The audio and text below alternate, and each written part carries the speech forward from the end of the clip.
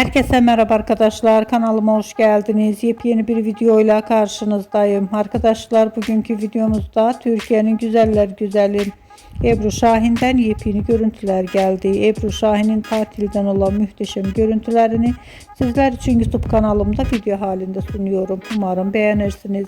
Arkadaşlar, videomu beğendiyseniz kanalımı izlemeyi ve bildirim butonuna basmayı unutmayın. Şimdilik benden bu kadar olsun. Yeni videomuzda görüşmek üzere. Hoşça kalın.